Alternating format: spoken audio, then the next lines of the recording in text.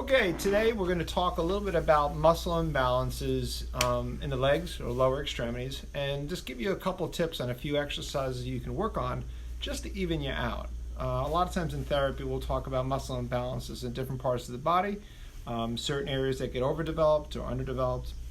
We're just going to give you a few things that you can do to correct those imbalances. Real easy stuff you can do at home, at gym, with not a lot of equipment, quite frankly. You don't need a lot to correct these imbalances. But we're going to talk about that a little bit, and we're going to give you a few just to work on. You can do it. A lot of them are just body weight. So we're going to talk about first is a pistol squat. So we're just going to have you can go into a regular chair here. A few different ways you can do it. Slide your leg back. This is kind of a low chair. You may have to do it at a higher position to kind of be able to do it for the first time. With these exercises too, a little bit of coordination, a little bit of technique, and a little bit of balance too. I'm not going to show you with a weight, but you could easily take a weight, a dumbbell, or some other piece of exercise equipment to make it harder. But right now I'm just going to show you body weight exercises. Okay?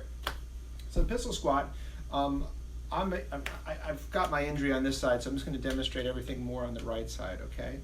So one way you can do this is you can start with putting your legs out like this, legs underneath you, edge of a chair or a weight bench if you're at a gym, hands out, and you're going to lean forward and come up. And you can see it's a little bit off balance. And then you want to lower down, like that. All loading this side, keeping this side off the floor. If you need to, you can also, if you can't do it, and even when you raise the level, if you do a bench that's a little higher, if you need to, you can even put your foot down. So I'm going to show that version. So you can kind of come up, put a little pressure through the left side, up like that, and then work maybe just on the lowering phase. Just lower, lift the leg up, and come down. And try to do it reasonably controlled. I obviously plopped a little bit. I'm a little bit stiff right now. But that's when I call it pistol squat. Arms out to kind of counterbalance you, help you coming up like that. And I even tapped that time. I had to put my leg down. I'm going to put my leg out and drop in. Not the smoothest I've demonstrated. I probably need a little higher position for me doing the pistol squat. I obviously don't need weight right now to do the pistol squat. I just need my body weight. You can also raise it up. Sometimes I'll have people do it off of a bench, a little higher position, and just kind of work out like this, and then back down. Also, if you're having pain in a very deep position, it also kind of takes away from that really deep position if you're having trouble in a very lower squat position. So that's basically one pistol squats. Another one I like to do too, and there's a few different types or ways you can do this. If this is your injured side. So if you're, for that exercise, obviously the right side was my injured side, okay? The other one is a forward reach or Romanian deadlift, or RDL. There might be different names to it, but this is what we're gonna use. So you're gonna stand on this side. First you have to make sure you have decent standing balance. Once you have enough balance, then you're gonna incorporate a little bit of a reach. So you're gonna kind of hinge, call it hinging at the hip here. So we're gonna try and keep the back reasonably straight. And we're going to essentially hinge and reach forward like so. In that part, you kind of hit they call it the posterior chain of the muscles, glute, hamstring, in the back. Kind of isolates that out, and also works on one side. So let me show you from a front view, simply coming forward and back. One way to kind of change this exercise a little bit is you can also do a forward reach or row. It's not so much a deadlift then anymore, it's kind of a little bit different as you can incorporate a little bit of a bend. It changes the muscles you're working, but it makes it a little different. So you can kind of like a little variation to that. So another way of doing it from a side view, hope I won't hit the table here, is just as you're going to come down and you're going to bend a little bit. You can even include a little bit of a pause and then back up. All right, so down like this and back up.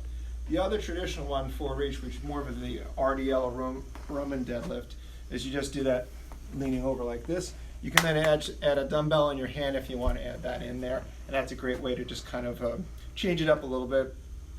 Some of the variations on it, you can stand on the side and you can kind of do a multi-angle. Some people, if you need to, you can stop in between each one, reach, multi-angle, start incorporating a little bit of bending, and it really works on that balance. You can see how much balance you need with that. As you get better, you can increase the speed. You can do it on an unstable surface. You can add a dumbbell, different ways of doing that. So that's a forward reach, or the one where we didn't bend the knee is more of a Roman deadlift, if that's where you go by that. Either way, you've seen what we're talking about. The other one is a side lunge. Basically, you can take a dumbbell or a weight if you want to. And you can hold the weight for any of these exercises kind of vertically. I'm just going to show you, actually this one I could probably show you either side. So you can do a side lunge like that, and then come back. Same thing to the opposite side, side lunge, different variations, kind of loading just one side, really letting that one side do it. The trail side still works, and keeping yourself nice and upright. It was kind of a little hard for me on that side because of one of my injuries, but side step, and then back.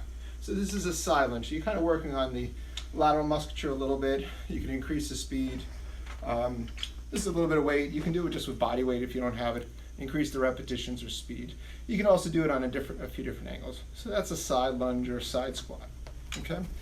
The other one we're going to talk about, the last one, it's a version of a lunge, or what I like to call, I think some people refer to as a Bulgarian split squat. I'm going to use my left leg forward. Let's say this is the one that we're trying to work on the imbalance. You still work the front and the back of this particular one. Put your leg up on a chair, leg forward, and then just, you can hold your hands in slow like this. Come down, back up like that. Nice, good alignment. Sometimes I'll have people put their arms overhead like this. Okay, even a little rotation there. It's kind of a version of a lunge. You can vary your position a little bit. You can increase your depth. You can also do it to a higher step. You can do a lunge step where you're kind of doing a step like this and you're coming down. I don't like that one as much, but I like the Bulgarian split squat. If you're in space, you can also just do it. I like that one a little bit better, a little bit more balance. Or just doing a basic lunge, kind of driving your weight more through the forward leg, and the trail leg is not. You're trying to put most of your weight towards the forward leg, like this. And the trail leg really isn't taking as much. And obviously if you're starting to fatigue, you can shift back and get equal weight on both sides. But one of the ways to kind of correct any kind of muscle imbalances, and that's something you'll see sometimes after surgery, they just never quite got equal strength on either side. Like one side just clearly a little bit stronger.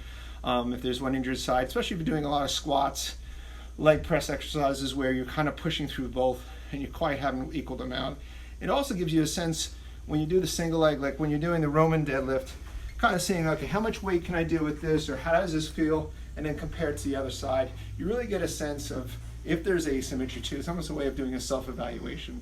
Okay, I hope this helped you out, and check us out for some other things, or subscribe if you like this, or share it to a friend that might have some problems, but easy stuff you can do in the house.